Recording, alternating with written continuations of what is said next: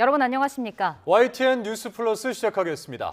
트럼프 미국 대통령이 이란과의 협상에 상당한 진전이 있었다며 해방 프로젝트를 잠시 중단한다고 밝혔습니다. 네, 앞서 루비오 미 국무장관이 군사작전의 종료와 해방 프로젝트의 전환을 선언한 지 불과 몇 시간 만에 돌연 중단 선언을 한 건데 협상에 실제로 진전이 있는 건지 주목됩니다. 박영진 기자입니다. 트럼프 대통령은 현지 시간 5일 SNS를 통해 호르무즈 해협에 발이 묶인 상선들의 탈출을 돕는 해방 프로젝트를 잠시 중단한다고 밝혔습니다. 이란과 최종 합의를 위한 큰 진전이 이루어졌기 때문이라고 설명했습니다. 또 파키스탄 등 주변 국가들의 요청과 미국이 거둔 엄청난 군사적 성과 등도 고려됐다고 말했습니다. 이란의 자금줄을 차단하는 해상 봉쇄 조치는 유지하겠다고 밝혔는데 남은 협상 과정에서 이란에 대한 압박을 이어가려는 의도로 풀이됩니다. As you know, the blockade's been amazing. It's like a piece of steel. Nobody's going to challenge the blockade. And I think it's working out very well. We're going to see. I can say this. Iran wants to make a deal. 트럼프 대통령의 해방 프로젝트 중단 선언은 이번에도 깜짝 발표였습니다. 트럼프 대통령의 발표 불과 몇 시간 전 루비오 미 국무장관은 장대한 분노 군사작전은 끝났다며 해방 프로젝트로의 전환을 선언했습니다. The operation, Epic Fury, is concluded. We achieved the objectives of that operation. I'm not going to, we're not cheering for an additional situation to occur. We would prefer the path of peace. 다만 루비오 장관 역시 해방 프로젝트는 공격이 아닌 방어적 성격이라는 데 방점을 찍었습니다. 그러면서 미국은 선의로 해협에 갇힌 다른 나라의 선박 구출에 나선 것이라고 강조했습니다. 루비오 장관은 그러나 호르무즈 봉쇄가 세계 경제에 타격을 주고 장기적으로는 미국 경제에도 영향을 준다는 점도 시인했습니다. 트럼프 대통령의 기존 주장과 달리 호르무즈 해협에 얽힌 미국의 전략적 이익을 인정한 셈입니다. 양측의 무력 행사로 호르무즈 긴장을 한껏 고조시켰던 해방 프로젝트가 이틀 만에 중단되면서 이란과의 협상이 물밑에서 진전이 있는 것 아니냐는 관측이 나옵니다. 하지만 일각에선 트럼프가 이란을 향한 군사적 압박 수위를 조절하며 또 한 번 최종 합의를 향한 승부수를 던졌다는 분석도 나옵니다. YTN 박영진입니다. 청와대가 호르무즈 해협 선박 구출 작전인 프로젝트 프리덤이 종료됐기 때문에 한국의 참여 여부 검토는 필요하지 않게 됐다고 밝혔습니다. 위성락 국가안보실장은 오늘 기자간담회에서 트럼프 대통령이 이란과의 합의 진전을 고려해 호르무즈 해협 선박 구출 작전인 프로젝트 프리덤을 중단한다고 밝혔다며 이같이 말했습니다. 또 호르무즈 해협의 상업적 통항 재개를 위한 미국 측의 해양 자유연합 구상에 대해선 한반도 대비 태세, 국내법 절차 등 제반 여건을 감안해 검토하고 있다고 재확인했습니다. 호르무즈 해협에서 발생한 우리 화물선 나무호의 폭발 화재 사고에 대한 조사가 진행되는 가운데 주한 이란 대사관이 이란군 관련서를 부인하는 성명을 발표했습니다. 어제 호르무즈 해협에서는 세계 3위 해운사의 화물선이 이동 중 피격돼 승무원이 여러 명 다친 것으로 확인됐습니다. 자, 중동 현지 연결해 보겠습니다. 신호특파원. 네, 저는 호르무즈 해협에서 멀지 않은 오만의 무스카트에 와 있습니다. 네, 주한 이란 대사관이 HMM 나무 화재에 대한 이란 공격설을 부인했다고요? 네, 이란 정부의 공식적인 설명이 아직 나오지 않은 가운데 이 서울에 있는 이란 대사관에서 호르무즈 해협에서 화재가 발생한 우리 선박 피해와 이란은 관련이 없다는 입장을 내놨습니다. 주한 이란 대사관은 성명을 통해 한국 선박 피해 사건에 이란 군대가 개입했다는 의혹을 전면 부인한다고 밝혔습니다. 또 호르무즈 해협을 안전하게 통과하려면 이란 당국 협조가 필요하다면서 이란이 공표한 내용을 무시할 경우 의도치 않은 사고가 발생할 수 있고 그 책임은 항행을 강행한 쪽에 있다는 주장도 함께 폈습니다. 앞서 이란 국영통신 IRNA는 한국 언론의 보도를 인용해서 한국 정부가 선박 화재의 정확한 원인을 파악하기 위해서 면밀한 조사에 나섰다고 전했습니다. 그러면서 이 한국 정부의 이번 조사가 호르무즈 해협에서 긴장을 고조시켜온 트럼프 대통령이 증거 없이 이란을 공격 주체로 지목한 가운데 나온 것이라며 이란 공격설을 부인했습니다. 특히 기사 안에서 화재가 기관실에서 시작됐다는 점을 붉은 글씨로 강조하기도 했습니다. 국영통신 기사는 이란 정부나 혁명수비대의 입장은 담지 않았습니다. 네, 이런 가운데 호르무즈 해협 안에서 프랑스 화물선이 피격돼 승무원 여러 명이 다쳤다고요? 네, 호르무즈 해협을 이동하다가 세계 3위 해운사의 화물선이 공격을 받았습니다. 호르무즈 해협 안쪽에 있던 프랑스 해운사의 화물선 한 척이 어제 저녁 피격돼 승무원이 여러 명 다쳤습니다. 프랑스 최대 해운사인 CMA CGM은 이 자사 선박인 샌 안토니오가 어제 호르무즈 해협을 통과하다가 이 공격의 표적이 된 것을 확인했다고 밝혔다고 알자지라 방송이 보도했습니다. 이 회사는 승무원 부상자가 발생했고 선박에 손상이 생겼다고 밝혔습니다. 미국 CBS 방송도 현지 시간 5일 저녁 프랑스 해운사 CMA CGM의 샌 안토니오에 대한 공격이 발생해서 필리핀 승무원 여러 명이 다쳤다고 관계자들이 밝혔다면서 이 선박은 5일 정오에는 두바이 근처에 있었지만 이후 어디로 이동했는지 명확하지 않다고 전했습니다. 영국 해사무역기구도 어제 화물선 한 척이 호르무즈 해협 내에서 정체불명의 발사체에 피격됐다고 발표했습니다. 이 호르무즈 해협 이동 중에 발생한 세계적 해운사의 화물선 피격 사건은 이 트럼프 대통령의 프로젝트 프리덤 해방작전 일시 중단 발표 이전에 발생했습니다. 네, 트럼프 대통령이 해방작전을 일시 중단하겠다고 발표한 가운데 이란 외무장관은 중국을 방문했죠. 네, 그렇습니다. 아바스 아라그치 이란 외무장관이 오늘 아침 중국 베이징에 도착했습니다. 곧바로 일정을 시작해서 왕이 중국 외교부장과 오전에 회담했습니다. 이란 전쟁 개시 이후 이란 외무장관의 이 첫 중국 방문입니다. 중국 외교부는 아락치 장관의 방문이 중국 정부 초청에 따른 것이라고 밝혔습니다. 중동 지역에서 중국의 실리도 확보하고 또 분쟁 해결 역할을 한다는 명분도 챙기겠다는 의도로 보입니다. 앞서 이란 국영 IRNA 통신은 아락치 장관의 베이징 도착 소식을 신속하게 전하면서 이번 방문이 이란과 미국의 불안한 휴전 상태에 이루어지는 것이라 더욱 중요하다고 의미를 부여했습니다.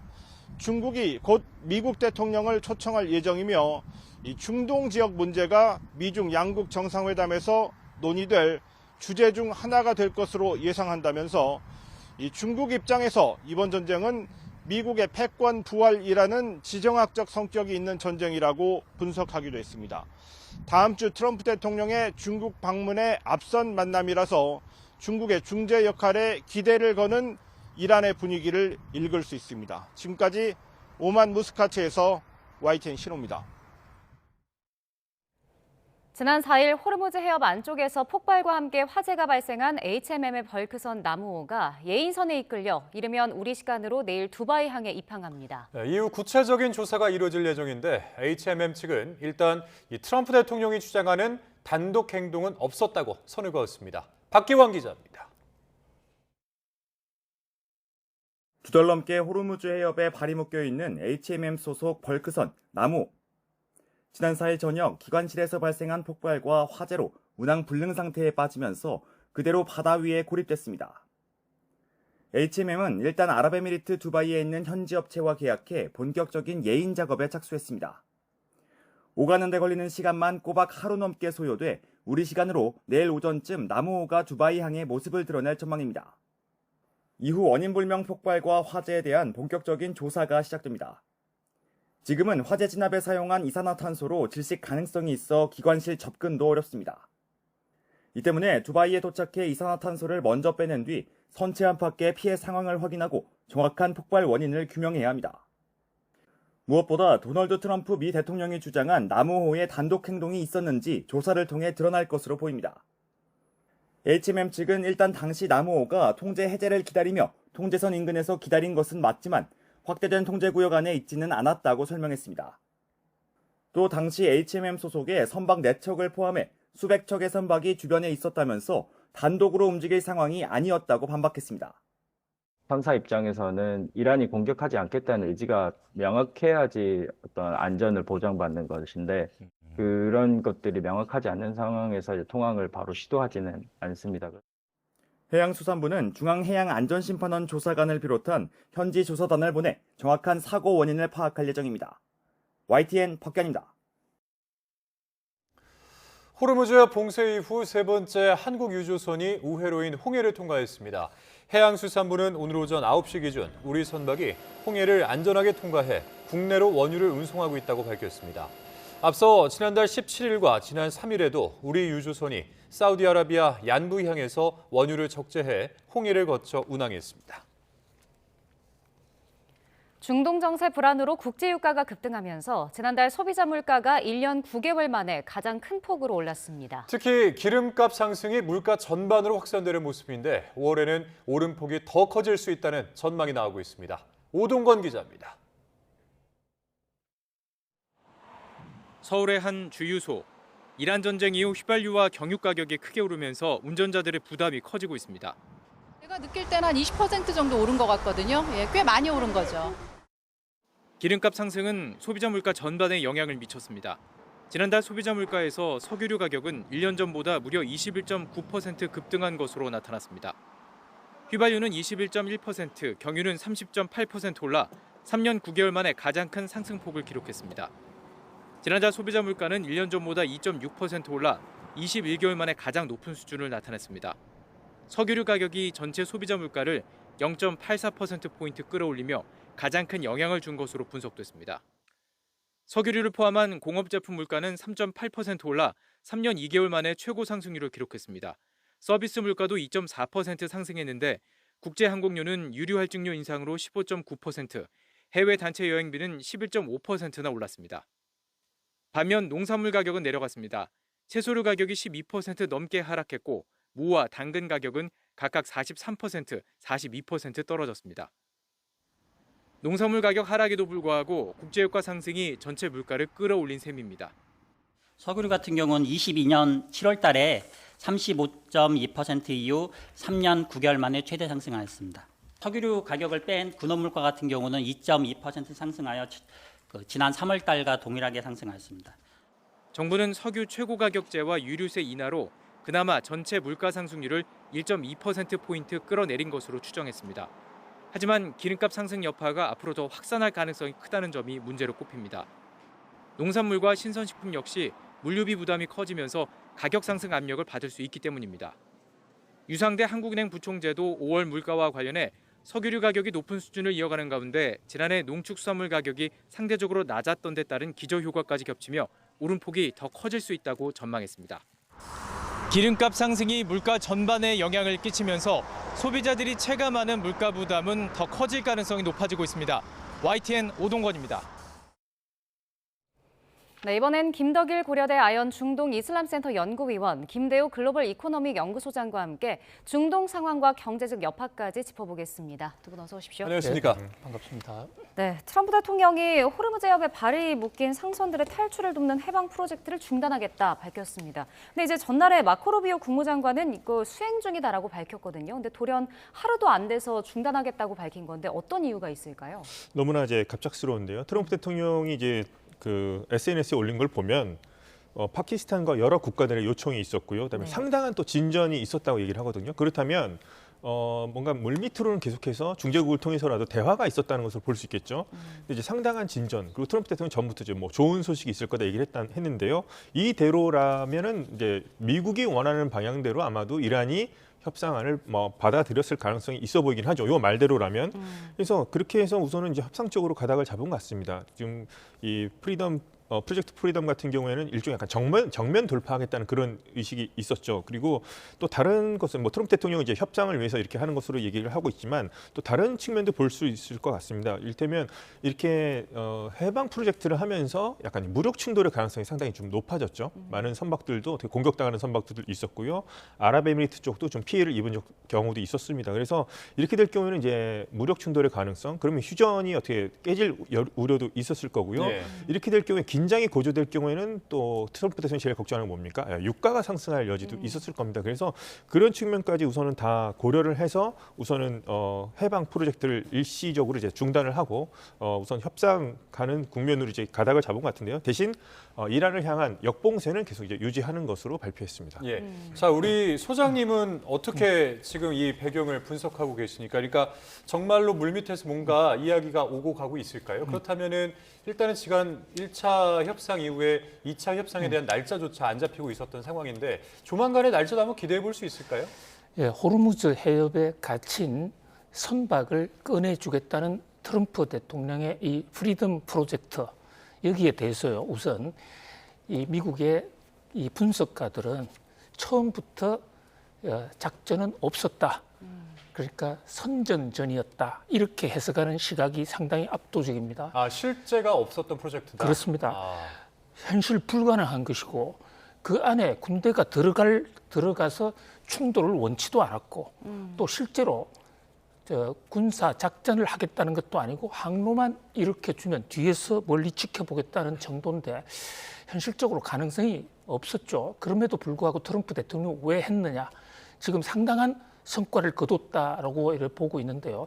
자, 첫 번째는 이게 호르무즈에 갇힌 배, 그것이 지금 이란이 장악하고 있다는 걸 국제사회에 널리 인식시킴으로써 그래서 이름도 프리덤이라는 얘기를 쓰면서 지금 호르무즈의 문제가 미국 때문에 생긴 문제가 아니라 이란 때문에 생긴 문제고 이거 풀어야 된다는 그런 어떤 국제적인 선전 효과를 노린 것이다. 그다음에 또 이란의 군사력이 어느 정도인지 간보기를 한 것이다. 그런 정도였다고 보여지고요. 결국 중요한 것은 트럼프 대통령 입장에서는 지금 이 데드라인, 레드라인 60일도 지난 상황이고 어떻게든 빨리 어떤 명분을 세워서 철수해야 되는 그런 쪽으로 지금 점점 몰려가고 있는 상황에서요. 최고로 남은 문제, 마지막에 남은 호르무즈 문제에 대한 국제적인 인식을 좀 이란의 책임론 쪽으로 돌리면서 이란을 압박해서 협상 테이블로 끌어올리는 그런 전략이었다. 뭐 이런 정도. 실제로 지금 물밑에서 얼마든지 그 협상과 논의를 하고 있는데 쟁점은 결국 이란은 핵을 포기하지 않느냐. 핵을 만약에 포기한다면 미국에서 트럼프 대통령은요. 엄청난 경제적 혜택을 주겠다는 겁니다. 호르무즈의 그 통행료 문제도 이란 쪽에 의세계를 많이 받아주고 또 이란 경제 재건도 해주겠다. 그런데 결국은 이란이 과연 이것을 받을 수가 있느냐. 이 문제가 결국 쟁점으로 보여집니다. 네, 일단은 이제 트럼프 대통령이 해방 작전을 중단한다라고 선언한 상황에서 그럼 이 부분이 혹시 미국이 전쟁 출구 전략을 모색하는 연장선이라고 봐도 되는 걸까요? 예, 이 부분 어떻게 보면 이제 협상으로 가기 위해서 이런 어떻게 보면 이제 유화책으로 볼 수 있겠죠. 처음에는 이제 좀 뭔가 강경하게 나갈 듯이 하다가 이것을 일시 중단함으로써 이란에 더 이상 하지 않겠다 유화책으로 볼 수 있을 것 같습니다. 그래서 실질적으로 큰 성과를 거두지는 못했습니다만 이란에게 뭔가 선물을 주는 듯한 느낌이 있죠. 이렇게 하지 않겠다 얘기를 했었고 하나 또 눈여겨볼 것 중에 하나는 지난번에 이제 시청자분들 기억하시겠지만 중국에서 이란으로 가던 투스카라는 배가 있었는데 그것을 6시간 동안 이렇게 미국이 추적하면서 경고 방송했습니다만 이제 미국이 납포한 배가 있었죠. 근데 거기에 탑승했던 이란 선원들을 미국이 파키스탄 쪽으로 인계를 했습니다. 그러니까 풀어준 거죠. 네. 이제 파키스탄에서 이제 이란 쪽으로 송환을 할 거고요. 이런 식으로 해서 약간은 이렇게 강경하게 나가기보다는 약간 유화책인 부분이 좀 있습니다. 그래서 이번 프리덤 프로젝트를 일시 중단한 것도 그렇고 투스카 선원들, 이란 선원들을 이제 파키스탄으로 이렇게 넘겨준 것도 그렇고 그런 부분이라면 트럼프 대통령도 지금 협상 쪽으로 다시 한번 가닥을 잡는 것으로 좀 볼 수 있을 것 같습니다. 그래서 이런 어떤 이란 측의 이렇게 유화적인 메시지를 던짐으로써 어떤 협상으로 나가려고 하는 그런 분위기로 좀 볼 수 있겠습니다. 자, 이란은 사실 이제 이번 전쟁으로 인해서 이란 GDP의 한 60%에 달하는 타격을 입은 것으로 전해지고 있는데 지금 현재도 이제 미국이 그 호르무즈 해협을 역봉쇄하고 있지 않습니까? 그렇다면은 이란에게 있어서는 이제 경제적인 뭐랄까요, 좀 압박이 계속되고 있는 그런 상황인데 이게 얼마나 큰 영향을 지금 미치고 있는 걸까요? 네, 지금 미국-이란 전쟁이 3개월 훌쩍 넘어가고 있는데요. 이 지난 3개월 동안 이란이 가장 아픈 대목, 미국의 공격으로 인해서 이란이 실질적으로 가장 크게 고통받고 있는 대목이 지금 앵커님 잘 지적해 주신 대로 역봉쇄, 그러니까 오만만에서 트럼아금으로 해서 이란의 모든 유조선 또 모든 화물선을 지금 다 못 가게 하고 있지 않습니까? 예. 그것이 하루하루는 별 문제가 없는데 경제적으로는 당장 먹고 사는 문제 또 달러 수입은 이게 막히거든요. 그래서 이것은 가장 큰 타격이다. 자, 지금 이란에서 전쟁 때문에 GDP 60%가 날아갔다. 이게 공식 발표는 아니지만 이런 분석이 나오고 있습니다. 이란의 GDP가 얼마냐? 3천억 달러예요. 세계 50위. 그렇게 결코 적은 나라는 아닙니다. 우리나라가 2조 달러니까 뭐 우리나라의 15% 정도 되는 GDP가 있는데 그중에 3분의 2가 날아갔다는 겁니다. 공격 피해를 받고 또 여러 가지 산업시설이 무너진 거. 그런데 이 그 GDP라는 것은 어떤 있는 물건이 예를 들어서 파괴당한 이런 개념이 아니라 하나의 가상의 개념이거든요. 이란이 1년간 벌어들일 수 있는 부가가치 총액을 GDP라고 그럽니다. 전쟁이 나면 이 GDP 원래 그 온전히 수확할 수 없습니다. 물론 타격은 산업 시설이 안 들어갈 거니까요. 그렇습니다. 중요한 것은 전쟁 때는요. 경제도 생존을 위한 먹고 사는 식량 이런 것이 과연 제대로 확보되느냐. 식량이 없다면 당장 사람이 굶어 죽을 수도 있고 그러면 항복할 수도 있습니다. 베센트 미국 재무장관은 이란을 향해서 하수구에 빠진 생쥐다 이렇게 표현했습니다. 네. 하수구 바깥쪽을 막고 있는데 쥐가 옴짝달싹 못하니까 곧 죽을 것이다. 자, 그래서 앞으로 2달 내지 3달만 호르무즈 역봉쇄하면 이란이 무너진다 이래 보는데 저는 그 시간이 조금 더 길어질 가능성이 있습니다. 이란이 그렇게 간단한 나라가 아니에요. 특히 식량에 관한 한 자급률이 밀과 옥수수는 좀 낮지만 전체적으로 약 90%는 자족을 하고 있는 나라고요. 이란은 땅이 굉장히 넓습니다. 또 북쪽에 카스피해라는 거기 사실상 바다가 있는데요. 거기에 러시아 등 5개 나라하고 연결되어 있는데 지금도 러시아 쪽에서 상당한 식량이 넘어오고 있단 말이죠. 그런 면에서 이란이 미국의 역봉쇄 때문에 우리 굶어 죽게 됐습니다 해서 항복합니다. 이런 일은 상상하기가 좀 어렵다. 적어도 단기간에는 뭐 1년 이상 봉쇄를 한다면 모르겠지만 그래서 그 효과를 좀 기대하기는 쉽지 않다 이렇게 보여집니다. 네. 자, 그리고 조금 전에 들어온 속보 한 가지 먼저 전해드리겠습니다. 오늘 오후 4시 40분쯤에 경기 안산시 영동고속도로 강릉 방향 안산휴게소 인근에서 차량 14대가 추돌했습니다. 이 사고로 3명이 다쳐서 병원으로 옮겨졌고 사고 지점에서 극심한 차량 정체가 이어지고 있는데요. 경찰은 차량이 서행 중인 상황에서 사고가 발생한 것으로 보고 정확한 사고 경위를 조사하고 있는데 이 부근 지나시는 분들은 교통 안전에 유의를 해주셔야겠습니다. 다시 한번 전해드리겠습니다. 자, 영동고속도로 강릉 방향 차량 14대가 추돌을 해서 현재 3명이 부상을 당했고 관련자들은 병원으로 옮겨졌다라는 속보가 들어왔습니다. 자, 지금 이 영동고속도로 강릉 방향 3개의 차로 중에 2개 차로를 통제가 되고 있는 상황인데요. 지금 영상 보시면은 극심한 정체가 이루어지고 있는 것을 여러분들 보실 수 있습니다. 자, 금방 이용하시는 분들은 관련 소식 참고하시면 좋을 것 같고 관련 내용은 더 이어지는 뉴스에서 정리드린 대로 다시 전해드리도록 하겠습니다. 네, 중동 사태 이야기 계속 이어가 보도록 할 텐데요. 일단 트럼프 대통령이 이 해방 작전을 중단한다고 했지만 마코 루비오 국무장관이 이제 기본적으로는 방어적 성격의 해방 프로젝트는 진행한다라고 앞서 밝혔거든요. 이 방어적 성격이라는 게 결국 이란의 공격이 들어오면 뭐 그걸 막기 위해서 뭐 공격은 할 수 있다 이렇게 받아들여야 되는 겁니까? 그렇죠. 그래서 뭐 정당 방어 개념으로 공격이 먼저 들어오지 않는 이상 먼저 공격할 리는 없다 이렇게 얘기할 수 있겠고요.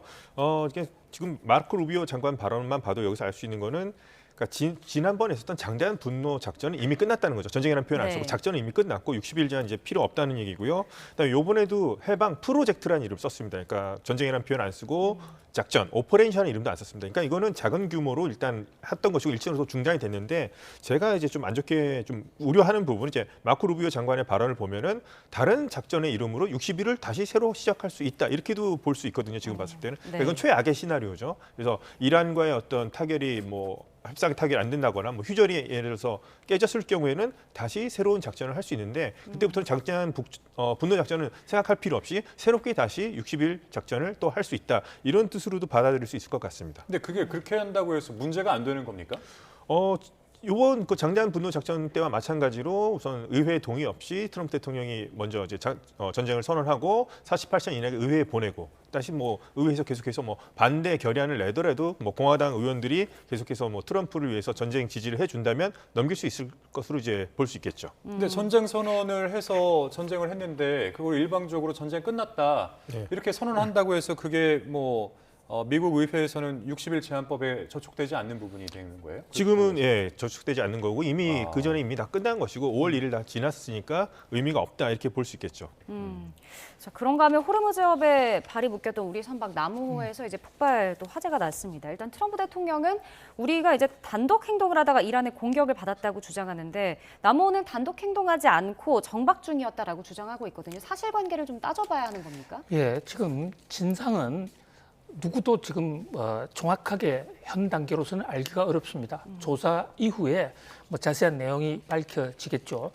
우선 한국 배가 사고를 당했다. 이 전쟁 이후에 이번에 처음입니다. 더군다나 이 배가 현대상선이라는 우리 HMM 회사가 소유하고 있는데 배를 만든 곳은 어디냐? 중국 CSSC라는 중국 최대의 국영 조선소입니다. 황푸 조선소에서 이 배가 탄생한 게 2026년 1월 26일이에요. 지금 배가 첫 이번에 운행을 바로 호르무즈로 했는데 들어간 거거든요. 따라서 배 안에 이상이 있을 리는 상당히 가능성이 낮다. 중국 측에서도 배는 완벽했다, 검사를. 그렇다면 어딘가 외부로부터의 충격인데 그것이 기뢰든지 아니면 날아다니는 드론이나 미사일인데 뭐 이란에서는 우리가 쏜 적은 없다. 이렇게 주장하고 있기 때문에 입증하는데 좀 시간이 걸리겠죠. 그러나 뭐 일단은 외생 어떤 기체에서 연료 탱크 부분이 좌현이 터졌고 그로 인해서 배가 거의 지금 쓰지 못하게 된 상태거든요. 그래 된 것만은 사실인 것 같은데 그러나 이란이 한국을 의식하지 않았다. 또 한국에 특별히 어떤 때릴 만한 의도도 없었다 이렇게 주장하고 있기 때문에 트럼프 대통령의 말이 맞는지 이 대목은 좀 진실 여부를 좀 확인해야 될 필요가 있는 것으로 보여집니다. 네, 일단 뭐 관련해서 이란 정부에서는 아는 바가 없다 이러면서 이제 연관성을 일단은 부인을 하고 즉답을 좀 피하는 모습인데 그런데 이제 이를 두고는 이제 두 가지 가능성이 지금 나오고 있는 것 같아요. 그러니까 첫 번째에서는 뭐 한국 선박을 공격해서 호르무즈 해협에 그 한국군을 파병을 하게 할 그런 명분을 줄 이유가 없다. 이게 이제 첫 번째 가능성이고 두 번째는 뭐 혁명수비대가 국적불문 선박 피해를 겨냥을 해서 했던 발언이 있기 때문에 혁명수비대가 했을 수도 있을 것 같다. 뭐 이렇게 이제 두 가지 가능성이 나올 것 같은데 뭐 중동 전문가시니까 어떻게 보십니까? 이 배경에 대해서는. 네, 우선 우리나라 이제 대통령과 다르다는 겁니다. 이란 같은 경우는 군 통수권을 갖고 있지도 않고 정규군도 아니고 혁명수비대에 대한 통수권도 갖고 있지 않고요. 이제 외교부 우리나라 지금 외무부 장관끼리 또 전화 통화도 했었고요. 특사도 파견했었고 우리는 이제 인도적 지원도 했었거든요. 그렇다면 이란이 우리를 싫어할 이유도 없고요. 그다음에 미국의 동맹이지만 뭐 한국은 상당히 신중한 균형 외교를 한다까지 얘기가 나왔습니다.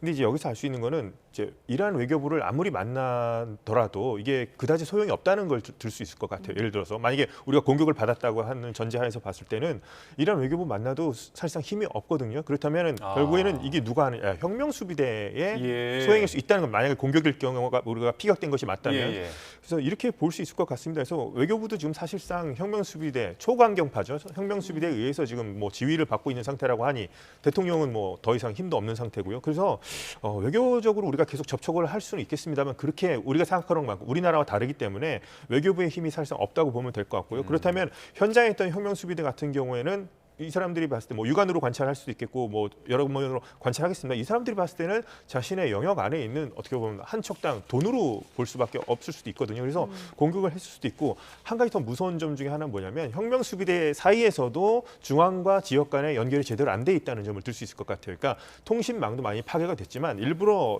이란 혁명수비대 같은 경우는 일부러 쪼개놨습니다. 그러니까 명령 단위 같은 경우는. 그래서 현장 지휘관이 오판에서 공격했을 가능성도 있다는 거죠. 만약 공격했다면. 그래서 이런 점들이 문제가 될 수 있을 겁니다. 그래서 예를 들자면은 얼마 전에 이란과 이제 미국 사이에서 휴전이 발효가 됐을 때도 현장에서 혁명 수비대에 전달되기까지는 하루가 걸렸다는 얘기가 있습니다. 그만큼 명령 체계라든가 통신 체계가 지금 상당히 부실하다는 점을 들 수 있겠습니다. 그래서 좀 진상 조사는 계속 해봐야 되겠습니다만 공격일 경우에는 그럴 가능성도 있다고 볼 수 있겠습니다. 네. 이번에 이제 뭐 공격이 어떻게 된 건지는 당연히 더 사실관계를 따져봐야겠지만 일단 이번 사건 이후에 트럼프 대통령이 이제 우리가 호르무즈 해협 관련해서 어떤 식으로든 조치를 좀 취해야 한다라고 좀 압박에 나섰거든요.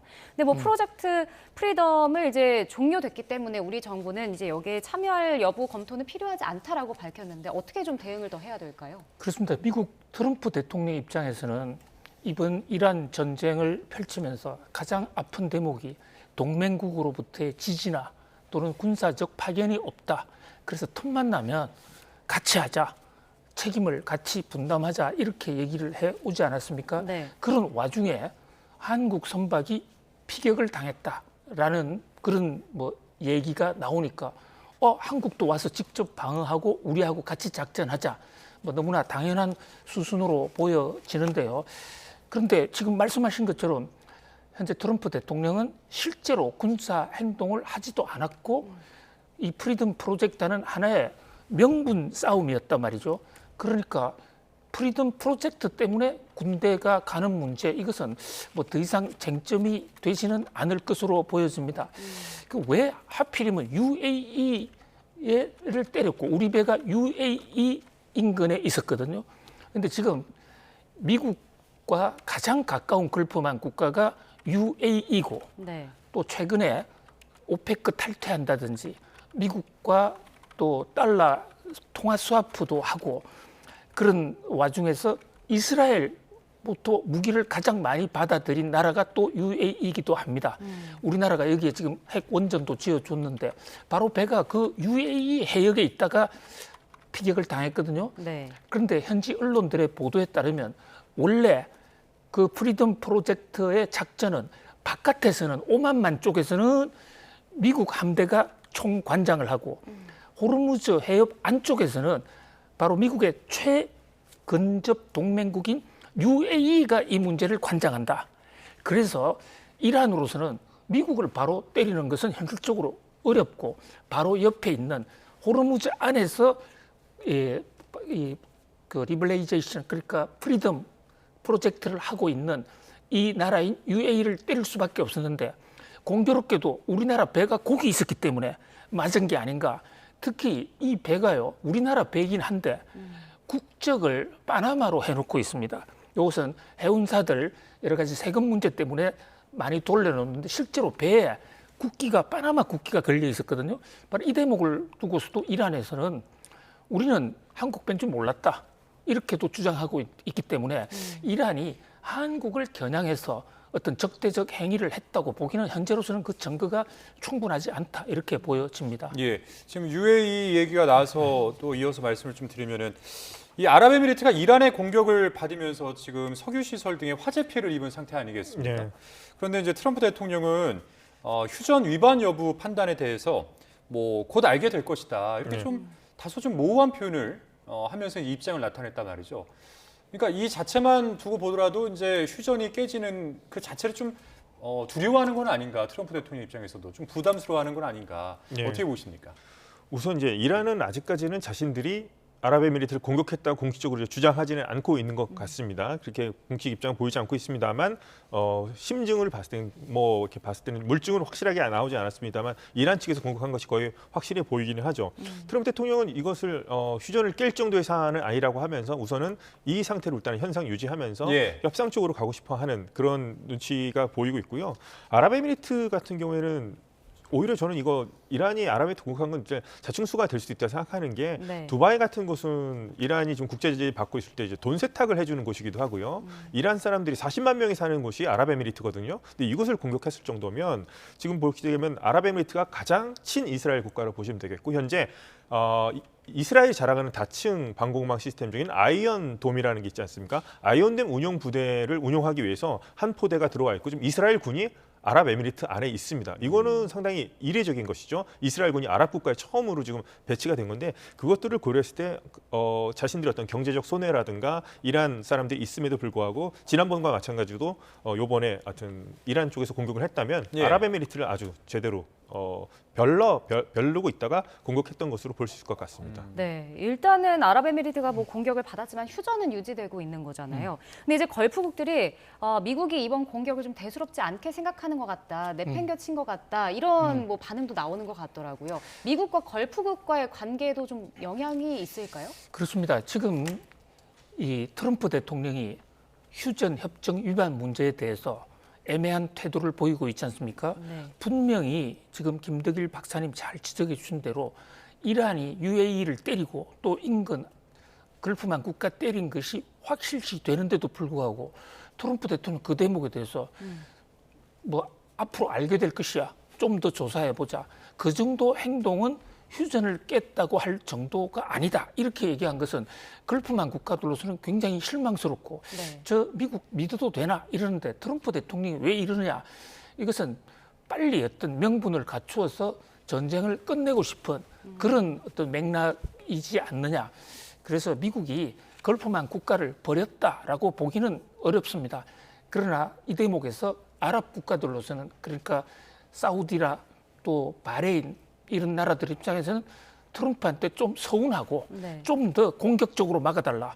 그리고 만약에 여기서 미국이 일을 마무리 짓지 않고 나가버리면 우리는 어떻게 살라고. 이란과 바로 정면 대치해야 될 나라들은 바로 걸프만 국가지 않습니까?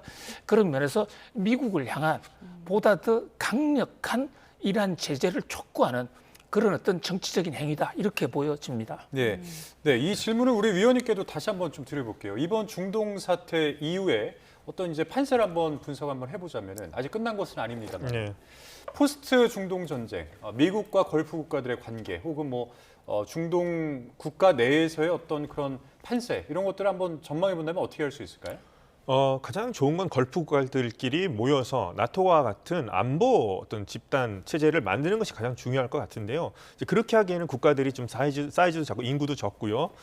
좀 그런 역량이 많이 부족하죠. 돈은 많습니다만. 그래서 당분간은 미국에 의존할 수밖에 없을 겁니다. 무기 같은 것들도 미국 무기를 계속 쓰고 있기 때문에 일종의 이제 경로 의존 같은 게 있죠. 한번 이렇게 미국에 의존하다 보고 안보를 미국에 맡기다 보면 이걸 어느 순간 갑자기 바꾸기는 너무나도 어렵거든요. 그럼 반대로 그럼 뭐 중국이라든가 러시아 같은 후보가 있을 수도 있을 겁니다. 근데 중국이라든가 러시아가 과연 지금 미국이 역할을 해주는 것처럼 과연 해줄 수 있을 것인가? 그러기에는 자신들이 여기까지 이렇게 할 의지도 없고요. 예. 미국의 어떤 이런 아직까지는 그래도 미국이 가지고 있는 어떤 군사력만큼은 이제 해당되지 않는다고 볼 수 있겠죠. 아직은 그런 영향이 못 미친다 볼 수 있겠고 한 가지 말씀드리고 싶은 건 중동이 서운한 건 맞는데요. 그래도 미국이 90% 이상을 그래도 요격을 해줬거든요. 해줬기 때문에 그래도 이 정도 피해로 막은 걸 수도 있습니다. 그래서 이런 부분에 대해서 서운할 수 있겠습니다. 당분간은 걸프 국가들은 미국에 의존할 수밖에 없을 것 같고요. 아무래도 이제 지금 아랍에미리트나 사우디 간에 라이벌 관계도 있고 지금 오페크 탈퇴도 문제도 있습니다만 지금 또 이렇게 공격을 받고 나서 걸프 국가들이 또 이란 규탄하면서 우리 형제 국가를 건드리지 말라 이런 얘기가 나오고 있거든요. 그래서 앞으로 이제 걸프 국가들의 안보 분야에서만큼은 이란에 대해서 좀 저항하는 쪽으로 해서 단결될 가능성이 있고 그 축은 한번 또 이제 미국에 좀 더 의존하는 쪽으로 갈 가능성이 높아 보입니다. 그러니까 미국의 어떤 지위라든지 페트로달러의 입지라든지 이런 것들은 흔들리지 않을 것이다. 저는 흔들리진 않을 것 같습니다.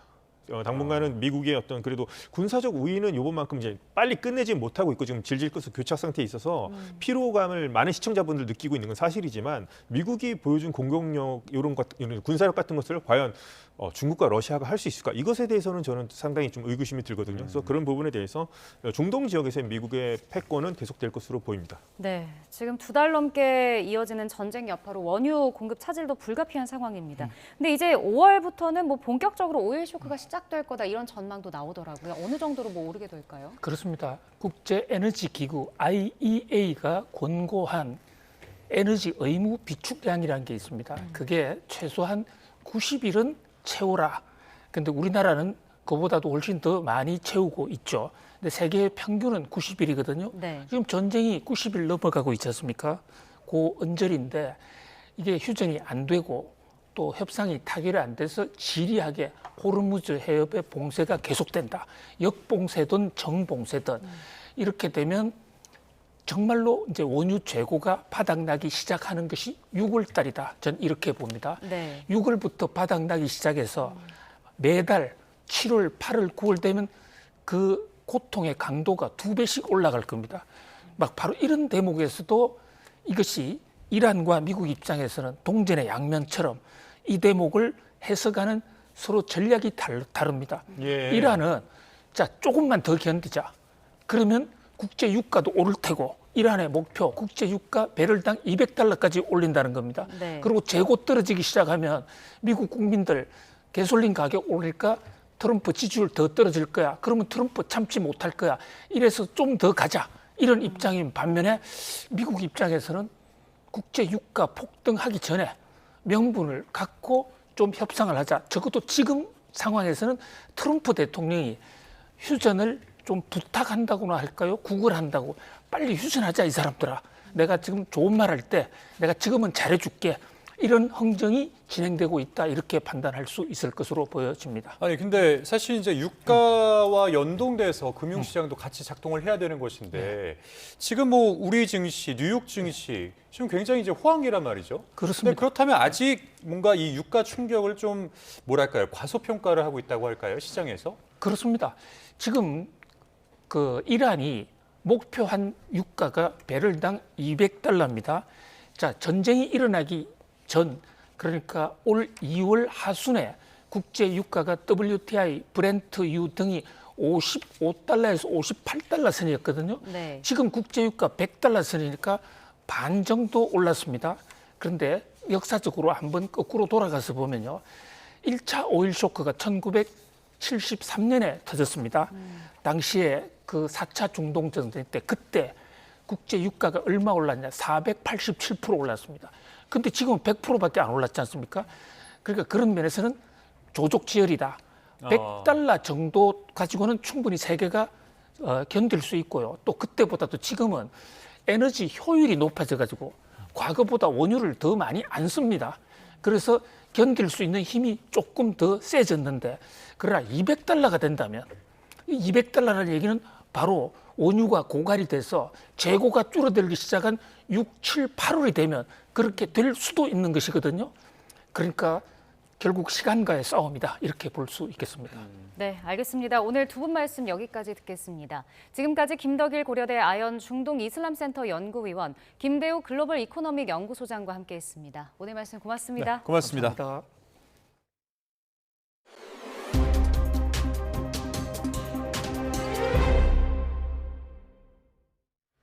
네, 지난주 선고가 이뤄진 김건희 씨의 항소심 재판을 담당했던 신종호 부장판사가 법원에서 숨진 채 발견됐습니다. 네, 경찰은 현재까지 타살 흔적은 없는 것으로 보고 경위를 조사하고 있습니다. 표정우 기자입니다. 김건희 씨의 도이치모터스 주가 조작, 통일교 청탁 의혹 사건의 항소심 재판을 맡았던 신종호 부장판사가 숨진 채 발견됐습니다. 신 판사는 새벽 0시 20분쯤 연락이 끊겼다는 가족의 신고가 소방에 접수되고 40분쯤 뒤 법원 청사 화단에서 발견됐습니다. 현장에선 유서로 추정되는 문건이 나왔는데 김건희 씨나 재판 관련 내용은 없었던 걸로 확인됐습니다. 신 판사는 지난 2월부터 석 달 동안 김건희 씨의 주가 조작 사건 등의 항소심을 이끌어왔습니다. 지난달 28일 1심에서 무죄를 선고했던 주가 조작 공범 혐의에 대해 김 씨도 시세 조정에 가담한 걸로 판단하고 일부 유죄로 뒤집었고 또 통일교로부터 청탁 목적으로 800만 원 상당의 샤넬 가방을 받은 혐의도 1심과 달리 유죄로 판결했습니다. 재판부는 김 씨에게 징역 4년과 벌금 5천만 원을 선고했는데 1심보다 2년 4개월 늘어난 형량이었습니다. 신 판사는 지난 1995년 제37회 사법시험에 합격한 뒤 2001년 서울지방법원 의정부 지원에서 판사 생활을 시작했습니다. 경찰은 현재까지 범죄 혐의점은 없는 걸로 보고 정확한 경위를 조사하고 있습니다. 또 유족의 요청에 따라 구체적인 유서 내용과 부검 여부는 공개할 수 없다고 설명했습니다. YTN 표정우입니다.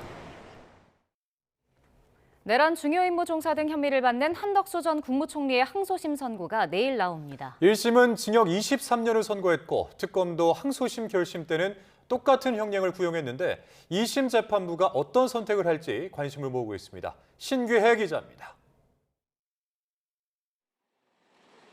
한덕수 전 국무총리의 내란 중요 임무 종사 등 혐의 항소심 선고 공판이 내일 오전 10시 열립니다. 지난 1월 1심 선고가 내려진 지 3개월여 만입니다. 이번 선고는 1심 선고 때와 마찬가지로 생중계 형식으로 일반에 공개됩니다. 앞서 한 전 총리는 1심에서 징역 23년을 선고받았습니다. 재판부는 내란 우두머리 방조가 아닌 내란 중요 임무 종사 혐의가 적용돼야 한다고 봤는데 이 혐의 대부분을 유죄로 판단했습니다. 윤석열이 비상계엄을 선포하러 나갈 때에도 윤석열을 만류하지 않았고 오히려 윤석열에게 국무회의 심의를 마쳤다는 취지로 고개를 끄덕였습니다. 그러면서 비상계엄을 위로부터의 내란으로 규정하고 특검의 구형량보다 높은 형량을 선고했습니다. 대한민국에서 친위 쿠데타가 발생했다는 사실로 인하여 생긴 경제적, 정치적 충격은 기존 내란 행위와는 비교할 수 없을 정도에 이른다고 보입니다. 특검은 항소심 결심 공판에서 한 전 총리에게 1심과 같이 징역 23년을 선고해달라고 밝힌 상태입니다. 한 전 총리 측은 비상계엄 선포에 동의한 적 없고 오히려 만류하려다 실패한 거라는 주장을 유지하고 있습니다. 1심 선고 형량이 예상보다 높았던 만큼 항소심 재판부가 어떤 결론을 내릴지 주목됩니다. YTN 신기입니다. 이재명 대통령이 1987년 이후 39년 만에 개헌한 국회 본회의 표결을 하루 앞두고 부분 개헌을 합의되는 만큼 해나가는 것이 현실적이라고 강조했습니다. 이 대통령은 오늘 청와대에서 주재한 국무회의에서 정치적 이해관계가 엇갈려 합의가 쉽지 않기 때문에 전면 개헌을 하기엔 부담이 너무 크다며 이같이 말했습니다. 이어 불법 개헌을 못하게 하자는데 어떤 국민이 반대하겠냐며 반대하는 사람은 불법 개헌 옹호론자라고 봐야 하지 않겠냐고 지적했습니다. 더불어민주당이 국민의힘 공천은 윤 어게인이라며 차라리 윤석열 전 대통령을 옥중 공천하라고 비판했습니다. 김의겸 전 의원을 전북 군산에 전략 공천하는 등 재보궐선거 교통정리도 마무리 수순입니다. 임성재 기자의 보도입니다. 비상계엄 요건을 강화하는 내용을 담은 개헌안 표결을 하루 앞두고 민주당은 반대 의견이 있을 수 있으나 내란 정당 5명을 상쇄할 기회라고 제1야당을 향한 내란 프레임을 강화했습니다.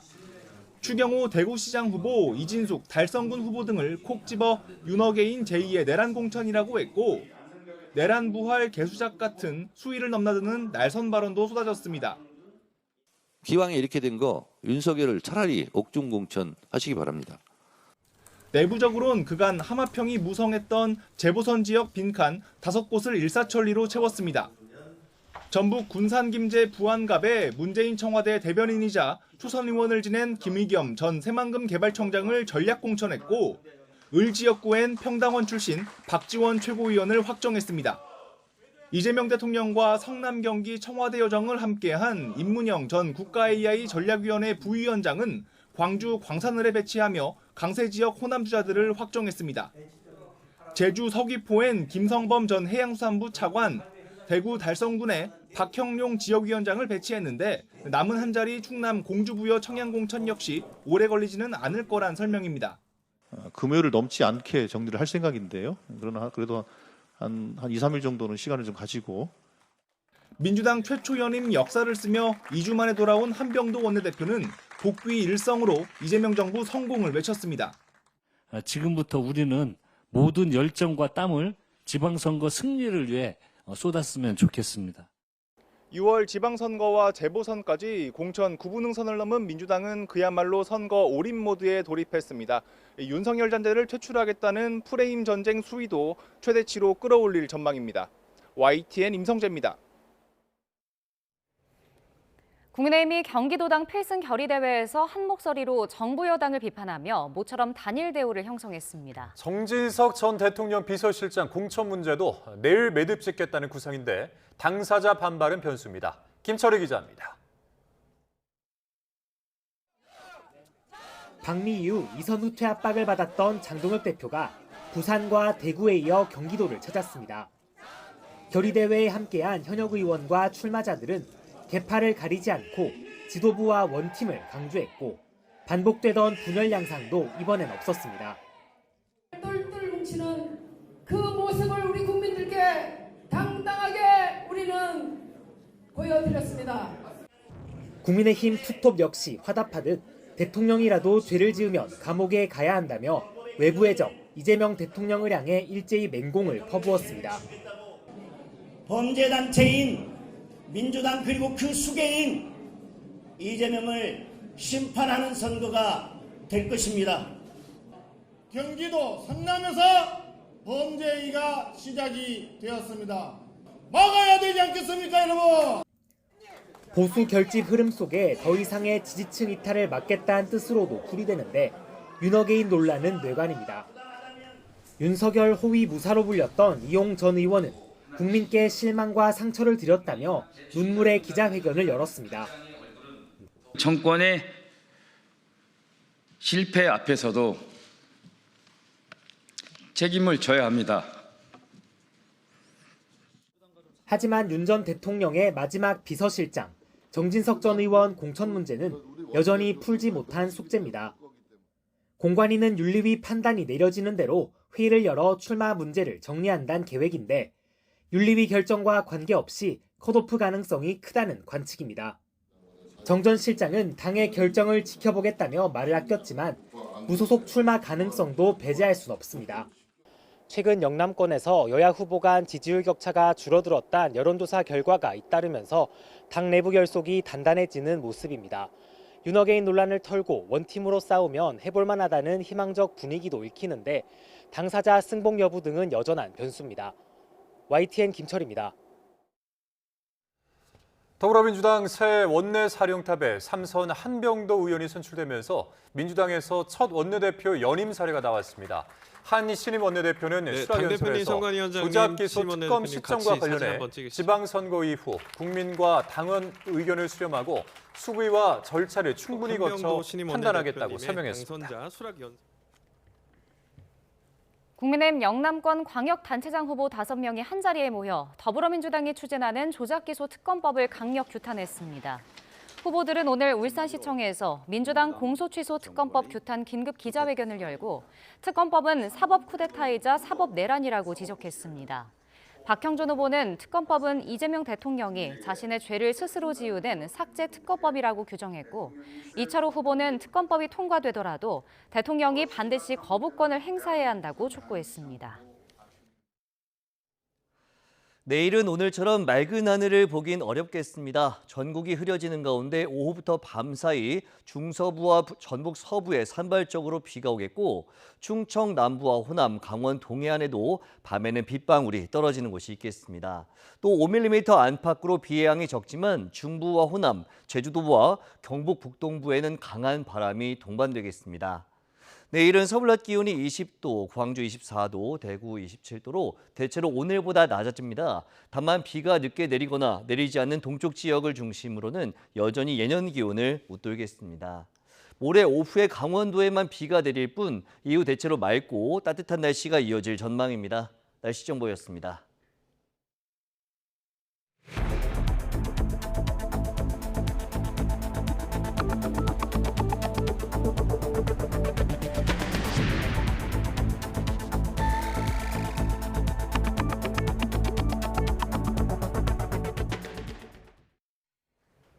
트럼프 미국 대통령이 이란과의 협상에 상당한 진전이 있었다며 해방 프로젝트를 잠시 중단한다고 밝혔습니다. 앞서 루비오 미 국무장관이 군사작전의 종료와 해방 프로젝트의 전환을 선언한 지 불과 몇 시간 만에 돌연 중단 선언을 한 건데 협상에 실제로 진전이 있는 건지 주목됩니다. 박영진 기자입니다. 트럼프 대통령은 현지 시간 5일 SNS를 통해 호르무즈 해협에 발이 묶인 상선들의 탈출을 돕는 해방 프로젝트를 잠시 중단한다고 밝혔습니다. 이란과 최종 합의를 위한 큰 진전이 이루어졌기 때문이라고 설명했습니다. 또 파키스탄 등 주변 국가들의 요청과 미국이 거둔 엄청난 군사적 성과 등도 고려됐다고 말했습니다.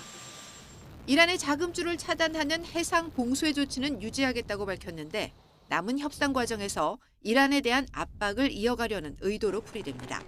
As you know, the blockade's been amazing. It's like a piece of steel. Nobody's going to challenge the blockade. And I think it's working out very well. We're going to see. I can say this. Iran wants to make a deal. 트럼프 대통령의 해방 프로젝트 중단 선언은 이번에도 깜짝 발표였습니다. 트럼프 대통령의 발표 불과 몇 시간 전 루비오 미 국무장관은 장대한 분노 군사작전은 끝났다며 해방 프로젝트로의 전환을 선언했습니다. The operation Epic Fury is concluded. We achieved the objectives of that operation. I'm not going to, we're not cheering for an additional situation to occur. We would prefer the path of peace. 다만 루비오 장관 역시 해방 프로젝트는 공격이 아닌 방어적 성격이라는 데 방점을 찍었습니다. 그러면서 미국은 선의로 해협에 갇힌 다른 나라의 선박 구출에 나선 것이라고 강조했습니다. 루비오 장관은 그러나 호르무즈 봉쇄가 세계 경제에 타격을 주고 장기적으론 미국 경제에도 영향을 준다는 점도 시인했습니다. 트럼프 대통령의 기존 주장과 달리 호르무즈 해협에 얽힌 미국의 전략적 이익을 인정한 셈입니다. 양측의 무력 행사로 호르무즈 긴장을 한껏 고조시켰던 해방 프로젝트가 이틀 만에 중단되면서 이란과의 협상이 물밑에서 진전이 있는 것 아니냐는 관측이 나옵니다. 하지만 일각에선 트럼프가 이란을 향한 군사적 압박 수위를 조절하며 또 한 번 최종 합의를 향한 승부수를 던졌다는 분석도 나옵니다. YTN 박영진입니다. 트럼프 대통령이 한국 화물선이 호르무즈 해협에서 단독 행동 중에 이란 공격에 노출됐다고 주장한 가운데 미 국방부는 한국이 더 나서주길 촉구했습니다. 마코 루비오 미 국무장관은 호르무즈 해협 갈등으로 민간 선원 10명이 숨졌다고 발표해 해협을 둘러싼 긴장감이 고조됐습니다. 뉴욕에서 이승윤 특파원입니다. 트럼프 대통령은 한국 선박이 호르무즈 해협에서 선박 대열에서 벗어나 혼자 행동하다가 공격당했다고 주장했습니다. 호르무즈 해협에 갇힌 한국 화물선 HMM 나무호가 이란의 공격을 받았다는 걸 기정사실화하며 한국의 호르무즈 해협 개방 참여를 거듭 압박한 셈입니다. 피트 헤그세스 미 국방장관도 한국 선박과 소통하고 있다며 호르무즈 해협 해방 프로젝트에 한국이 더 나서주길 바란다고 말했습니다. We're in contact with that ship, CENTCOM, I should say. Targeting like that is a reflection of the indiscriminate nature of what Iran is doing. We hope South Korea would step up. 이런 가운데 마코 루비오 미 국무장관은 구체적인 내용은 밝히지 않은 채 민간 선원 10명 이상이 해협에서 숨졌다고 전해 긴장감을 고조시켰습니다. And so they're sitting ducks. They're isolated, they're starving, they're vulnerable, and at least 10 sailors have already died as a result of the civilian sailors. 트럼프 대통령은 이란이 대화 뒤에는 딴말을 하며 게임을 하고 있다면서 현명하게 처신하라고 비판했습니다. What I don't like about Iran is they'll talk to me with such great respect, and then they'll go on television, they'll say, we did not speak to the president. They play games. 이란 국영 이르나 통신은 트럼프 대통령이 아무 증거 없이 이란을 공격 주체로 지목했다고 강조했습니다. 또 나무호 화재와 관련해 외부 공격보다는 내부 화재 가능성을 시사했지만 화재에 대한 이란 정부의 직접적인 반응은 전하지 않았습니다. 이란군은 아랍에미리트 공격도 하지 않았다고 주장하며 UAE가 이란에 어떤 조치라도 하면 괴멸적인 대응을 하겠다면서 공격설을 전면 부인하고 있습니다. 뉴욕에서 YTN 이승윤입니다. 주한 이란 대사관 측이 호르무즈 해협에서 화재가 발생한 우리 선박의 피해와 이란은 관련이 없다는 입장을 내놨습니다. 주한 이란 대사관은 성명을 통해 호르무즈 해협에서 발생한 한국 선박 피해 사건에 이란 군대가 개입했다는 의혹을 전면 부인한다고 밝혔습니다. 또 이란은 전쟁 발발 이후 호르무즈 해협이 자국 방어를 위한 필수임을 밝혀왔다며 이곳을 안전하게 통과하기 위해선 이란 당국의 협조가 필요하다고 강조했습니다. 네, 미국과 이란 전쟁과 관련한 종전과 관련한 속보가 들어왔습니다. 관련 내용 전해드리겠습니다. 미국 온라인 매체 악시오스는 미국과 이란이 전쟁을 끝내고 핵 문제를 해결하기 위한 틀을 담은 한 페이지짜리 합의안 체결에 사실상 근접했다고 보도했습니다. 한 페이지짜리 양해각서에는 전쟁 종식과 세부 핵 협상의 기본 원칙을 담은 14개 항이 담긴 것으로 전해졌습니다. 이와 관련해서 현재 백악관은 핵심 쟁점에 대한 이란 측의 답변이 48시간 이내에 오기를 기다리고 있다고 소개했습니다. 네, 이 합의안을 구체적으로 보면 이란은 핵 농축 활동을 일시 중단하고 이에 대해 미국은 이란에 대한 제재 해제, 특히 동결 자금을 풀어주는 조건이 담긴 것으로 알려졌습니다. 그리고 양측이 호르무즈 해협 봉쇄를 푸는 내용도 포함될 예정인데요. 관련 내용은 저희가 정리해서 다시 한번 자세히 전해드리겠습니다. 네, 트럼프 대통령이 해방 작전을 전격 중단하는 등 중동 정세가 급변하는 가운데 이재명 대통령은 이에 대한 공개적인 언급을 자제했습니다. 대신 청와대는 트럼프 대통령이 요청했던 해방 작전 참여에 대해서 작전이 종료된 만큼 검토할 필요도 없게 됐다고 선을 그었습니다. 강진원 기자입니다. 현지 시각으로 지난 4일 호르무즈 해협 내 우리 선박에서 폭발 화재 사고가 발생한 뒤 처음 열린 대통령 주재 국무회의. 한국인 6명을 포함한 승선원 24명과 선박의 현재 상태에 대한 보고가 이루어졌습니다. 총 24명의 선원 모두 피해를 입지 않은 것으로 확인되었습니다. 추후 해당 선박을 인근 항구로 예인하여 피해 상태 등을 파악해 나갈 예정입니다. 트럼프 미국 대통령이 호르무즈 해협 해방 작전을 일시 중단키로 한 데 앞서 미국이 군사작전 종료를 선언했다는 내용도 공유됐습니다.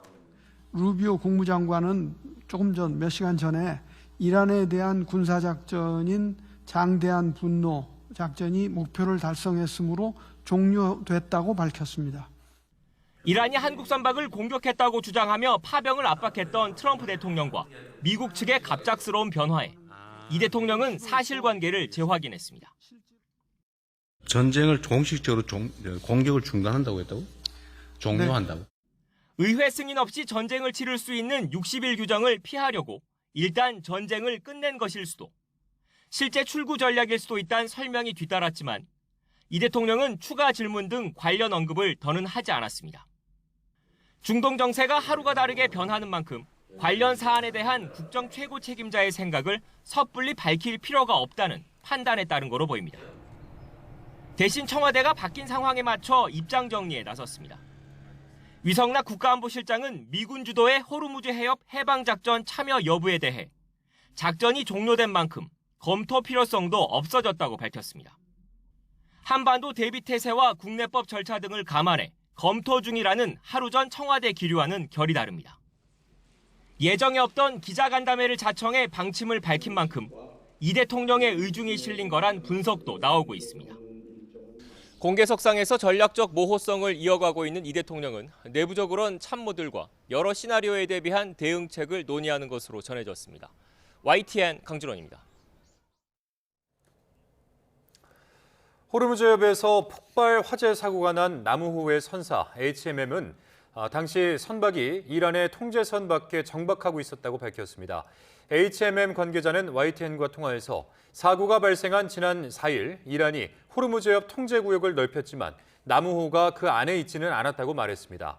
이어 다른 선박 수백 척도 통제선 주변에 머무르고 있었던 만큼 남우호가 단독으로 움직일 수 있는 상황은 아니었다고 덧붙였습니다.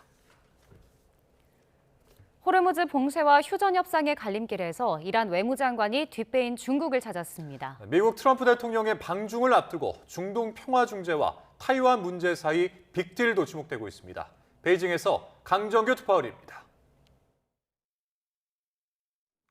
이란 외무장관이 중국의 초청에 응해 베이징을 찾았습니다. 양국 외교수장의 공식 회담은 중동 전쟁 발발 이후 처음입니다.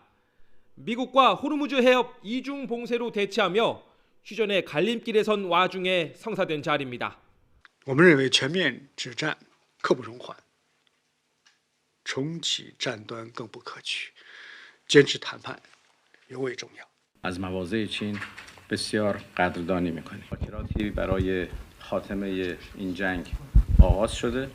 جمهوری اسلامی ایران همونطور که در 이번 회담은 미국 트럼프 대통령의 방중계기 담판을 앞둔 시점에 이루어진 것이기도 합니다. 미국은 이란산 석유 90%를 우회 수입하는 중국 민간 정유사 제재와 유조선 납포로 압박해왔습니다. 이란의 돈줄을 죄면서 중국을 견제하는 동시에 중재 역할을 독촉한 셈입니다. 뒷배인 중국의 설득으로 휴전 협상이 타결된다면 트럼프는 전쟁을 매듭짓고 방중할 수 있게 됩니다. 그렇지 않더라도 역봉쇄를 계속해 이란 원유 수입 의존도 8%인 중국의 협상 무기로 쓸 수 있습니다. I hope it's done directly, that's the message they deliver to them. As I outlined earlier today, China is an export-driven economy. So it is in China's interest that Iran stop closing the straits. It's harming China as well. 반대로 중국도 이란 설득을 지렛대 삼아 타이완 문제 등에서 미국의 양보를 받아낼 수 있습니다. 무엇보다 파키스탄에서 실패한 중재에 성공한다면 국제사회에서 존재감이 한층 더 커지게 됩니다. 베이징에서 YTN 강정규입니다. 이란의 핵무기 제조 능력을 없애겠다던 트럼프 대통령이 전쟁으로 위험을 모두 제거했다고 했지만 미 정보당국은 이란의 핵무기 제조 능력은 큰 변화가 없는 것으로 평가했습니다. 전 세계를 혼란에 빠뜨린 트럼프의 전쟁 명분이 더욱 궁색해지고 있습니다. 김선중 기자입니다. 미국은 지난해 6월 전격적으로 이란의 핵시설 3곳을 폭격했습니다. 당시 트럼프 대통령은 이란의 핵시설은 사실상 모두 파괴됐다고 강조했습니다. Iran's key nuclear enrichment facilities have been completely and totally obliterated. 하지만 미국은 지난 2월 이스라엘과 함께 다시 이란을 폭격하며 전쟁을 재개했습니다. 이번에도 명분은 이란의 핵무기 제조 능력을 완전히 없애겠다는 것이었습니다. Iran will not have a nuclear weapon and we're going to get the dust back. We'll get it back either we'll get it back from them or we'll take it. 전쟁이 2달 넘게 흘렀지만 트럼프의 장담에도 이란의 핵 능력은 그대로인 것으로 드러났습니다. 로이터 통신은 미국 정보당국 관계자를 인용해 이란의 핵 프로그램이 전쟁 전과 비교해 큰 변화가 없다고 보도했습니다. 특히 이른바 60% 농축 우라늄 440kg은 어디 있는지 파악도 못하고 있습니다. 국제원자력기구는 이 정도면 추가 농축될 경우 핵폭탄 10개를 만들기에 충분한 양이라며 사찰이 중단된 뒤에는 소재를 확인하지 못하고 있다고 밝혔습니다. These guys do it in mountains and in caves and in hiding. They've always had secret components of their nuclear program undisclosed to the world. 전문가들은 이란의 호르무즈 봉쇄 이후 관심이 해협 개방에 집중되면서 핵 관련 시설에 대한 미군의 공습도 우선순위에서 제외됐다고 지적했습니다. 트럼프 행정부는 방공망에 대한 집중 공습으로 이란의 핵시설 방어 능력을 약화시켰다고 주장했지만 미국의 전쟁 명분은 갈수록 힘을 잃고 있습니다. YTN 김선중입니다. 이란이 아랍에미리트를 공격했음에도 불구하고 종전에 집착하는 미국이 이를 애써 외면하면서 걸프 지역 동맹국들이 거세게 반발하고 있습니다. 현지 시각 5일 월스트리트저널은 트럼프 대통령이 이란과의 휴전 상태를 유지하기 위해 동맹국인 아랍에미리트의 피해를 묵인하고 있다고 보도했습니다. 앞서 아랍에미리트는 이란 미사일과 드론 19발을 격추했다고 발표하며 방공태세를 강화했지만 트럼프 대통령은 이란의 휴전 위반 여부에 대해 모호한 답변을 내놓으며 사실상 휴전이 유효하다는 입장을 고수했습니다. 지난달 전 세계 원유 재고가 약 2억 배럴 줄어들며 사상 최대 감소폭을 기록했습니다. 파이낸셜 타임스는 지난달 전 세계 원유 재고가 하루 평균 660만 배럴, 한 달간 총 2억 배럴가량 급감했다고 보도했습니다. 통상적인 월간 변동폭인 100만 배럴 수준을 크게 상회하는 수치입니다. 투자은행 골드만삭스는 글로벌 원유 재고가 8년 만에 최저 수준에 근접했다며 특히 휘발유와 디젤 등 석유 제품 재고는 전 세계적으로 45일치만 남은 상태라고 경고했습니다. 보통 농촌에서는 모내기철이 가장 바쁜 시기입니다. 네, 하지만 치솟은 기름값 때문에 모내기를 해야 하는 농가의 걱정이 이만저만 아니라고 합니다. 임형준 기자입니다. 들녘에서 농부가 이항기를 몰며 이리저리 오갑니다. 이항기가 지나간 곳엔 파릇파릇한 모가 가지런히 자리를 잡습니다. 축구장 45개 규모와 맞먹는 33만 제곱미터 넓이의 논을 모내게 하려면 부지런히 움직여야 하지만 농부는 영 힘이 나질 않습니다. 이란 전쟁 여파로 기름값이 크게 올랐기 때문입니다. 면세 경유와 면세 휘발유 가격은 전쟁 전과 비교해 각각 37%, 27%가량 뛰었습니다. 농번기에 이항기나 트랙터 같은 장비를 가동할 수밖에 없는 농가에선 물며 겨자 먹기로 기름을 채웁니다.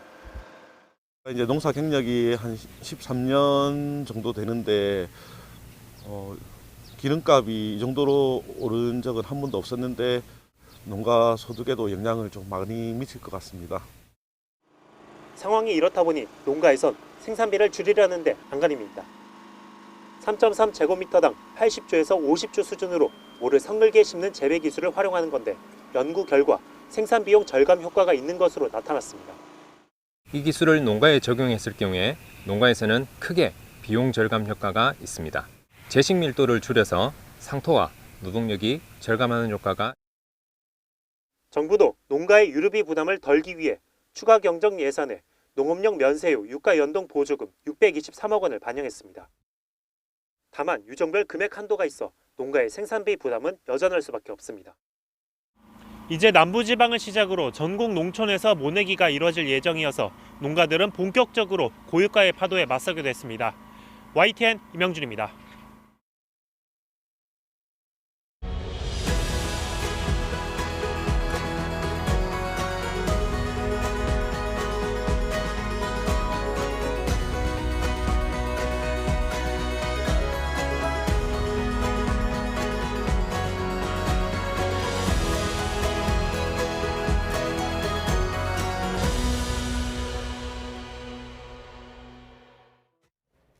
코스피가 사상 처음으로 7,000선을 돌파하며 종가 기준 사상 최고치를 기록했습니다. 6천을 돌파한 뒤 2달여 만인데요.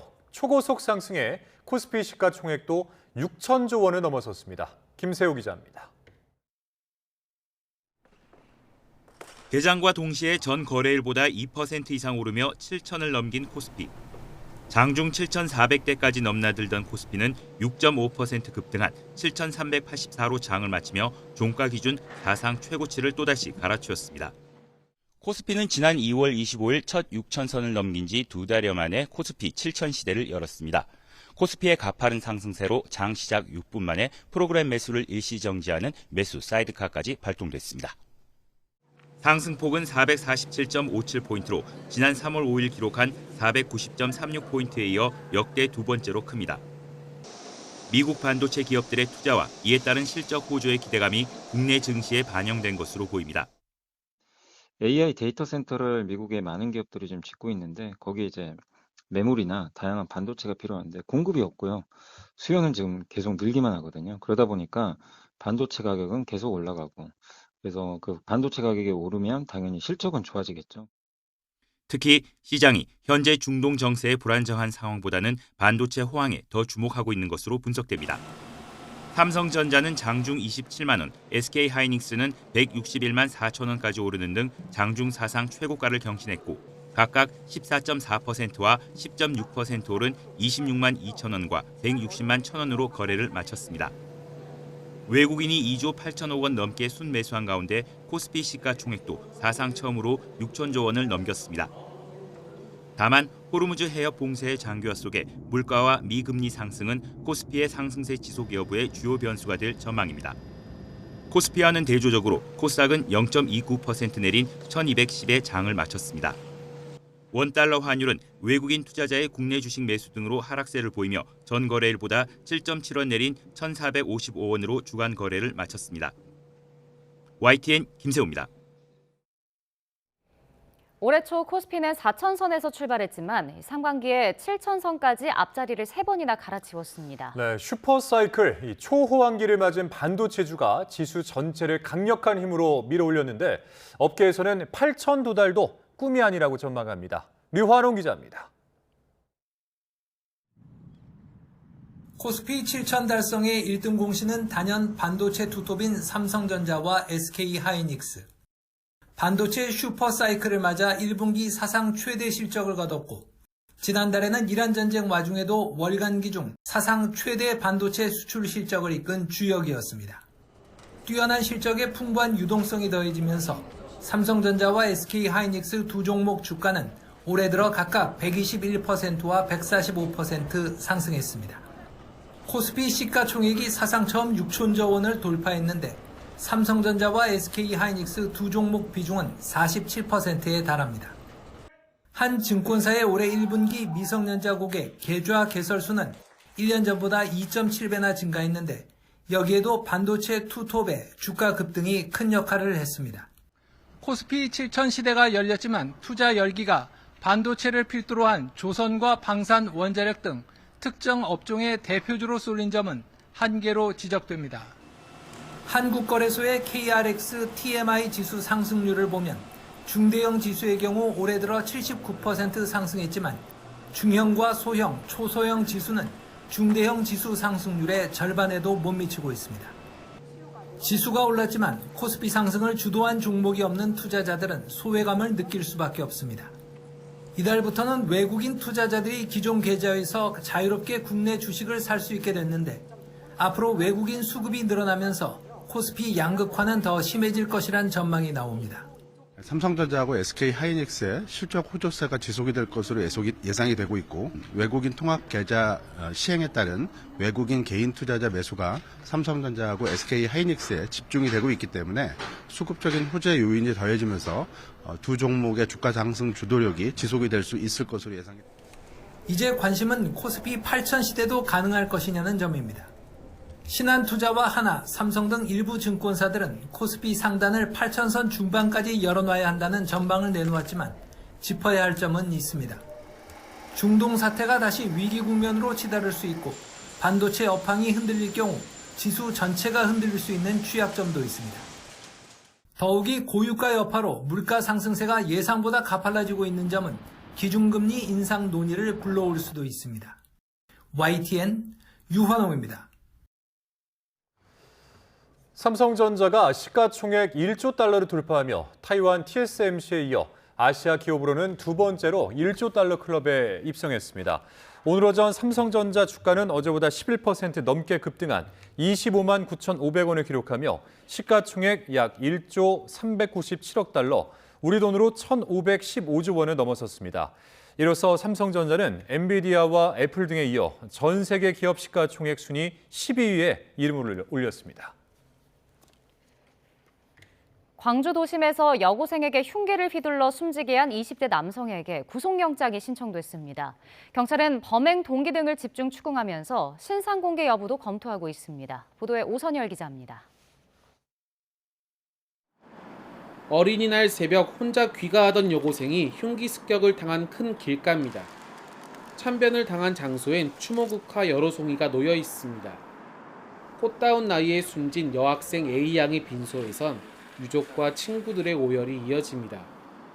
평소 응급구조사와 구급대원을 꿈꿨던 A양의 입관식은 눈물바다로 변했습니다. 집에 가는 길에 버스 끊겨가지고 엄마한테 전화해갖고 택시 부르기도 미안하고 세금 못 줬지 구급대원이었고. 여학생을 도우려던 남학생에게도 흉기를 휘두른 24살 장모 씨는 11시간 만에 자신의 주거지 인근에서 붙잡혔습니다. 범행 직후 자신의 차량을 타고 도주한 장 씨는 무인 세탁소에 들러 피 묻은 옷을 세탁한 것으로 파악됐습니다. 경찰은 장 씨의 차량과 100여 미터 떨어진 이곳 풀숲에서 범행에 사용한 흉기를 발견했습니다. 경찰 조사에서 장 씨는 자살을 결심하고 미리 구매한 흉기라며 우발적 범행을 주장했습니다. 경찰은 장 씨에게 구속영장을 신청하고 계획범죄 여부 등을 수사하고 있습니다. 차 타고 돌아다니다가 피해자가 이렇게 집으로 가는 이동 중에 두 번을 본 거예요. 여러 가지 가능성을 두고.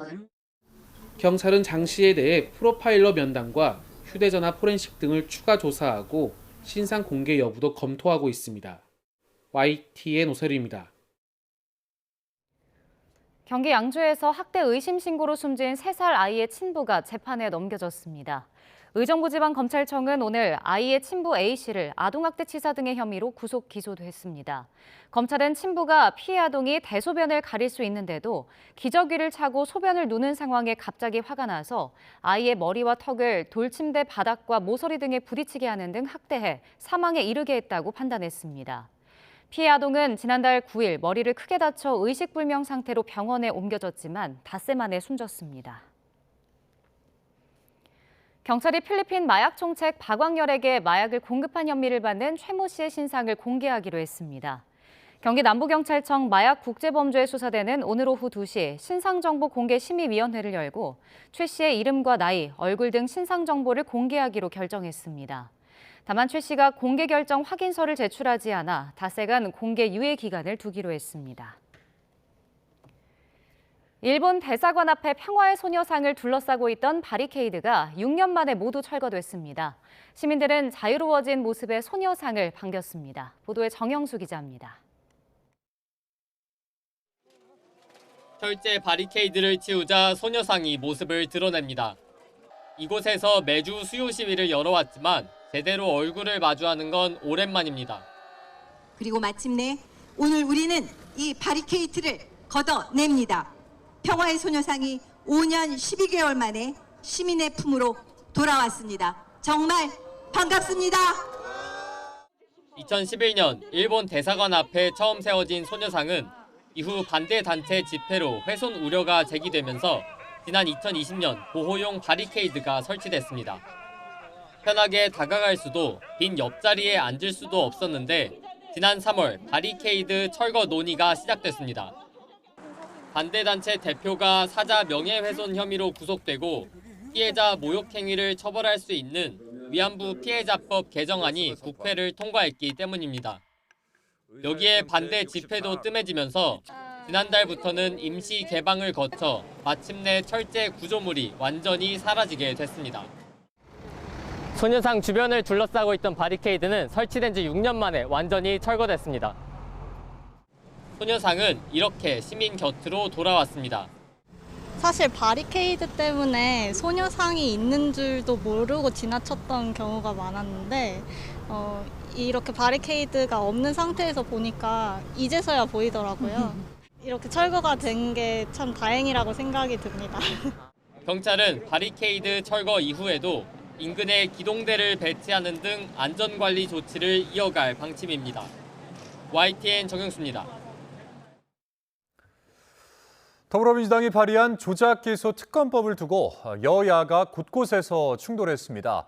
국민의힘은 대통령 범죄 세탁, 추악한 흉계 등 발언 수위를 높이며 총공세에 나섰는데 민주당은 지방선거 이후에 판단하겠다며 한발 물러섰습니다. 양동훈 기자입니다. 지난 40일간의 국정조사 때 그랬듯 전쟁은 법사위에서 또 반복됐습니다. 민주당은 윤석열 정치검찰의 조작기소 정황이 확인된 만큼 특검으로 공소를 취소해야 한다고 주장했습니다. 그래서 특검을 해서 조작기소 혐의 드러났습니다. 그러면 조작기소 혐의 드러났음에도 불구하고 3심 재판까지 다 받게 해야 됩니까? 반면 국민의힘은 누구도 자기 사건의 재판관이 될 수 없다는 법치주의 대원칙을 훼손한 위헌 위법 특검 법안이라고 치받았습니다. 이재명 대통령에 대한 12개 혐의, 8개 사건이죠. 이것을 전부 완전 무죄 세탁하기 위한 공소 취소 법안이다. 집중 질의를 받은 정성호 법무부 장관은 특검 법안 취지는 공감한다면서도 시점이나 수사 대상은 수기가 필요하다는 청와대와 같은 대답만 반복했습니다. 국회 법안 논의 과정에서 또 여야 의원님들께서 좀 깊이 있게 논의해 주시길 좀 저희들도 요망하는 바입니다. 국민의힘은 의원총회와 규탄대회를 잇따라 열고 비판 수위를 높였습니다. 대통령도 죄 있으면 감옥 가야 한다는 과거 이재명 대통령의 발언을 피켓에 담아 천인공노할 추악한 흉계라고 지적했습니다. 개명천지에 대통령이라고 하는 권력자가 자신의 권력을 총동원해서 본인의 범죄 기록을 깡그리 지워버리려고 하고 있습니다. 영남권 시도지사 후보 5명도 사법 쿠데타이자 사법 내란이라고 목소리를 높였습니다. 야권의 총공세와 악화하는 여론 속에 민주당은 결국 한 발 물러섰습니다. 찬반 투표로 연임이 확정된 한병도 원내대표는 수락연설을 통해 정치검찰의 추악한 민낯을 규명해야 한다면서도 시기나 절차는 지방선거 이후로 미루겠다고 밝혔습니다. 지방선거 이후에 국민과 당원의 의견을 수렴하고 수기 절차를 충분히 거쳐 판단하도록 하겠습니다.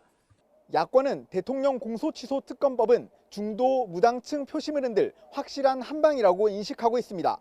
국민의힘은 청와대 앞 현장 최고위원회의 등 여론전을 이어갈 계획입니다. YTN 양동훈입니다. 내일 국회에서 진행되는 39년 만에 개헌안 표결을 앞두고 이재명 대통령이 개헌 필요성을 강조했습니다. 불법 계엄을 막자는 개헌에 반대하자는 건 불법 계엄을 옹호하는 것 아니냐면서 반대할 이유가 없다고 말했습니다. 홍민기 기자입니다. 1987년 이후 처음 이뤄지는 개헌안 국회 표결을 앞두고 이재명 대통령은 현행 헌법이 40여 년 동안 제자리 걸음이라고 지적했습니다. 세상이 변했는데 덩치는 커졌는데 옷이 맞지 않는다. 그럼 옷을 좀 고칠 필요가 있지 않냐. 정치적 이해관계가 엇갈리는 전면 개헌보단 합의되는 부분부터 고치는 것이 현실적, 실용적이라고 강조했는데 대통령의 계엄 선포 권한을 축소하는 조항에 대해선 어떤 국민이 이를 반대하겠느냐며 이렇게 말했습니다. 그 반대하는 사람이 조금 있을 수는 있죠. 그 사람들은 불법 계엄 옹호론자라고 봐야 되지 않겠습니까? 다른 핵심 내용인 5.18 부마 항쟁 정신의 헌법 전문 수록 역시 여야가 모두 언급했던 만큼 반대할 이유가 없다고 강조했습니다. 지방선거 전 개헌 반대를 당론으로 유지하고 있는 국민의힘을 향해 개헌에 동참해달라고 재차 호소한 것으로 해석됩니다. 민주당도 개헌 국민투표 자체를 막는 건 권리 침해이자 국민의 수준을 무시하는 처사라며 거들었습니다. 이 반면 장동혁 국민의힘 대표는 우원식 국회의장을 만나 당론 반대를 못 박았다며 여권이 공소취소 특검 등 위헌적 행태 속에 개헌을 입에 담는 건 모순이라고 맞받았습니다. 나경원 의원도 이 대통령의 발언은 비열한 겁박이라며 선거용, 야당 분열용 개헌 시도라고 날을 세웠습니다. 다른 정당은 모두 이번 개헌에 합의한 만큼 개헌안 통과를 위해선 국민의힘에서 최소 12표 이상의 찬성표가 나와야 하는 상황입니다. 당론을 거스른 찬성표가 무더기로 나올 가능성은 크지 않다는 예측도 나오는 가운데 39년 만의 개헌 시도가 어떻게 전개될지 주목됩니다. YTN 홍민기입니다. 국민의힘이 내일 국회 본회의 의결에 붙여질 헌법 개정안에 대해서 반대 의사를 재확인하고 표결에도 불참하기로 했습니다.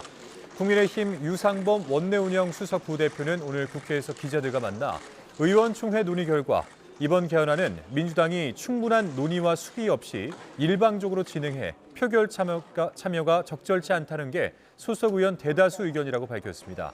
곽규택 원내수석 대변인은 개헌 시도가 부당한 이유 등을 국민에게 설명할 수 있도록 소속 의원 전원 명의의 성명을 발표하겠다고 덧붙였습니다. 이재명 대통령은 이제 부동산 불패라는 신화는 없다면서 부동산 시장 정상화 의지를 거듭 밝혔습니다. 이 대통령은 오늘 SNS에 부동산 전문가와 공인중개사들의 절반가량이 올해 전국 집값이 하락할 것으로 전망했다는 내용의 기사를 공유하며 이같이 적었습니다. 이어서 계곡 불법 시설 정비와 주식시장의 정상 회복처럼 대한민국의 모든 것들이 정상을 되찾고 있다며 부동산 정상화 역시 반드시 해야 할 국가 핵심 과제라고 강조했습니다. 종합특별검사팀이 이른바 노상원 수첩에서 체포 대상자들을 이송하려 했던 인천 옹진군 연평도에서 현장 검증을 벌였습니다. 종합특검은 오늘 국방부의 협조를 받아 해병대 연평부대 내 수용시설에서 검증 영장을 집행했습니다.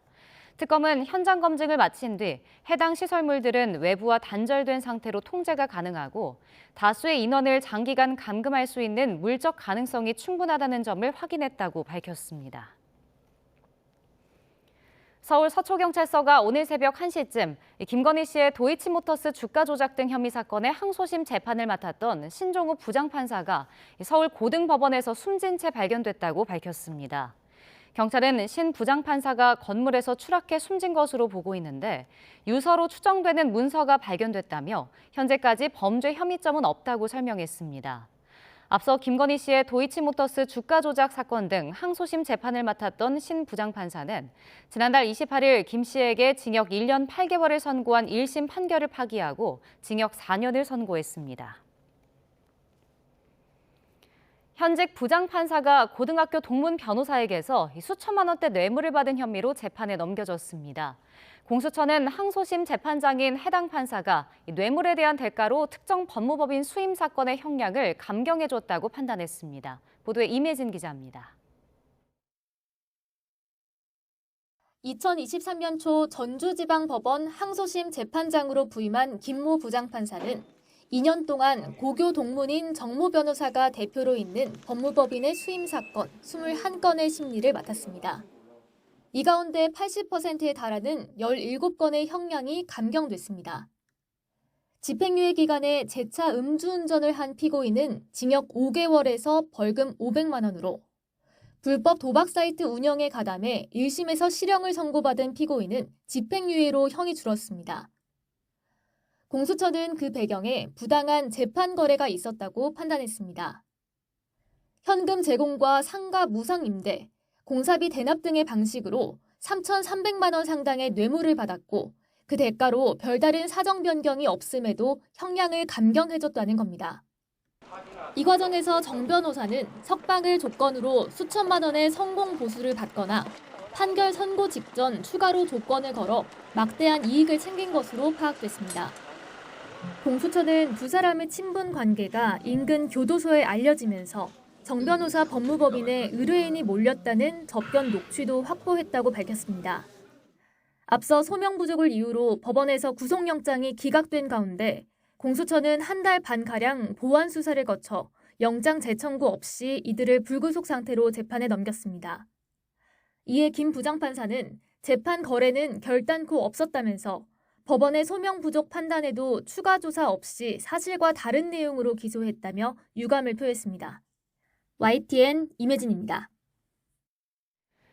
코스피가 유례없는 강세장을 이어가고 있지만 이면엔 개인 투자자들의 뒤통수를 치는 주가 조작, 회계 사기 범죄도 행행하고 있습니다. 국세청이 주식시장에서 부당 이득을 챙기고도 세금을 제대로 내지 않는 등 불공정 탈세 정황이 확인된 업체들에 대한 대대적인 세무조사에 착수했습니다. 보도에 차유정 기자입니다. 한 주가 조작 세력은 제조업체 A를 인수한 뒤 신재생에너지 관련 신사업을 추진한다는 가짜 정보를 시장에 흘렸습니다. 실물 거래도 없이 거짓 세금 계산서로 매출을 뻥튀기했고 사업 여부가 불분명한 법인에 거액의 투자금을 송금하며 개인 투자자를 유인했습니다. 이후 주가가 오르자 일당은 저가에 발행받은 전환사채를 주식으로 바꿔 상당한 시세 차익을 누렸고 이는 고스란히 물량 폭탄이 돼 소액 투자자들만 막대한 피해를 입었습니다. 제조업체 B는 주요 생산 기능을 사주가 지배하는 해외 법인으로 옮기면서도 200억 원에 달하는 이전 대가를 받지 않았습니다.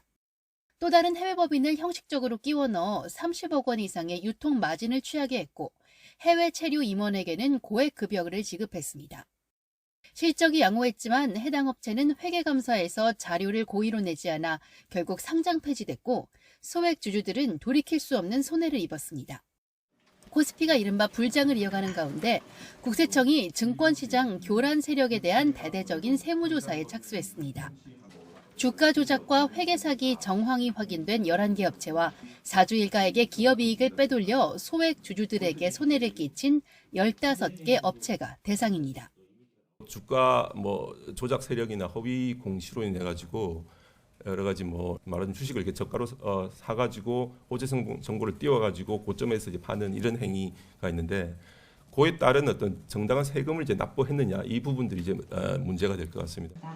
투자 경험이 부족한 사회 초년생이나 노년층을 상대로 투자금을 챙긴 불법 리딩방 5개 업체도 조사 대상에 올랐습니다. 31개 업체의 탈세 혐의 액수만 2조 원이 넘습니다. 국세청은 해당 업체들의 거래 행위 전반을 검증해 철저히 과세하고 증거인멸, 재산 은닉 등이 확인되면 수사기관에 고발해 형사 처벌로 이어지도록 할 예정입니다. YTN 차유정입니다. 네, 북한이 헌법 개정을 통해 영토 조항을 신설하고 통일 개념을 삭제하는 등 두 국가 노선을 제도화한 것으로 처음 확인됐습니다. 다만 남측을 적대국으로 규정한 조항까지는 신설하지 않은 것으로 나타났는데 정상국가 이미지를 부각하려는 의도라는 분석도 나오고 있습니다. 이종원 기자입니다. 김정은 국무위원장이 남북을 적대적 두 국가 관계로 처음 규정한 건 2023년 말입니다. 북남 관계는 더 이상 동족 관계, 동질 관계가 아닌 적대적인 두 국가 관계, 전쟁 중에 있는 두 교전국 관계로 완전히 고착되었습니다. 이후 헌법 개정을 통해 이를 제도화하겠다고 예고했지만 북한 매체들은 그 결과를 보도하지 않았습니다. 가장 최근인 지난 3월 최고인민회의에서도 헌법 명칭을 개정한 사실만 공개했습니다. 조선민주주의 인민공화국 사회주의 헌법을 조선민주주의 인민공화국 헌법으로 개칭하는 것을 비롯하여 최근 확보된 북한의 개정 헌법을 보면 김 위원장의 예고대로 영토 조항을 신설하고 통일 조항을 삭제하는 등 두 국가 노선이 반영된 것으로 확인됐습니다. 북쪽으론 중국과 러시아와 접하고 남쪽으론 대한민국과 접하고 있다고 영토를 규정했는데 남북 간 분쟁 요인이 될 수 있는 NLL 등 경계선에 대한 구체적인 언급은 없었습니다. 또 기존 헌법 서문과 본문에 있던 국방부나 조국 통일 등 종족이나 통일 개념을 통째로 드러내는 등 두 국가 노선이 명확히 반영됐습니다. 다만 김 위원장의 예고와 달리 한국을 적대국으로 못 박은 내용은 없었습니다. 정상국가화라는 북한의 오래된 목표를 생각해 보면 정상국가화 과정에 그런 전투적 표현들이 적절하지 않다고 판단했을 수도 있고요. 헌법 서문에 있던 김일성, 김정일, 선대 업적과 관련한 내용도 삭제하고 김정은 국무위원장의 권한과 위상을 강화한 것도 눈에 띄는 대목입니다. 특히 국무위원장의 독점적 핵무력 지휘권이 처음 연결됐고 위임 근거 조항도 신설됐습니다. 이 밖에도 무상치료, 세금 없는 나라 등 현실과 동떨어진 사회주의 무상복지 조항도 모두 삭제된 것으로 나타났습니다. YTN 이종원입니다. 일본이 살상 무기 규제를 풀기 무섭게 필리핀에 자위대 중고 호위함을 팔기로 하고 실무 협의에 들어가기로 했습니다. 다카이치 내각은 여기에 더해서 평화헌법 개정에도 속도를 내고 있는데 일본 국민 반발도 커지고 있습니다. 도쿄에서 이승배 특파원입니다. 일본 해상자위대가 쓰고 있는 아부쿠마형 호위함입니다. 건조된 지 30년이 넘었고 모두 6척이 있습니다. 필리핀이 이 중고 호위함에 관심을 보여왔는데 양국 국방장관이 만나 매매 실무 작업에 나서기로 뜻을 모았습니다. フィリピンへのアブクマ型護衛艦を含む防衛装備品の移転の実現に向けて具体的な議論を開始していくことで一致しました。 일본은 중고 호위함을 살상 무기로 분류했기 때문에 지금까지는 논의 자체가 불가능했습니다. 하지만 지난달 살상 무기 규제를 풀고 나서 보름 만에 초고속으로 수출 물꼬를 텄습니다. 필리핀은 일본 함정뿐만 아니라 자위대 훈련계에도 관심이 있습니다. 무기 판매에 바짝 허리띠를 졸라매는 정부와 달리 일본 국민 여론은 싸늘합니다. 최근 도쿄에서는 대규모 평화헌법 수호 집회가 열렸습니다. 다카이치 정권이 무기 수출 금지를 해제한 데 이어 헌법 개정을 통해 전쟁 가능 국가로 나가려 하자 전국 각지에서 사람들이 모였습니다. 주최 측 집계로는 무려 5만 명에 달합니다. 憲法9条の下で平和国家という建前があって、で殺傷能力のある武器は輸出できないというふうにしていた。やはりそういうことを日本が戦後ずっと課せられてきたような戦争をしちゃいけないんだという規則を全部踏み破る。 여론조사 결과도 비슷합니다. 아사히 신문 조사에서는 국민 10명 가운데 8명이 넘게 일본 헌법의 평화주의가 흔들리고 있다고 답했습니다. 살상무기 수출에 대해서도 지지하지 않는다. 치명적 무기 수출을 늘려서는 안 된다는 대답이 절반을 웃돌았습니다. 다카이치 총리는 취임 반년 만에 무기 수출을 허용하고 개헌에도 빠르게 속도를 내고 있습니다. 하지만 조사 결과를 보면 일본 국민 다수는 이런 우경화 움직임에 대해 강한 거부감과 우려를 느끼고 있는 것을 알 수 있습니다. 도쿄에서 YTN 이승배입니다.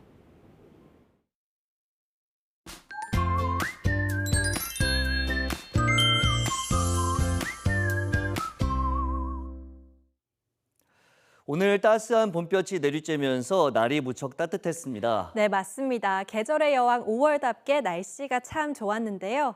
오늘과 달리 내일은 중부지방을 중심으로 비가 내립니다. 네, 북서쪽에서 비구름이 유입되면서 오후 2시를 전후에 경기 북부와 강원 북부부터 비가 시작되겠고요.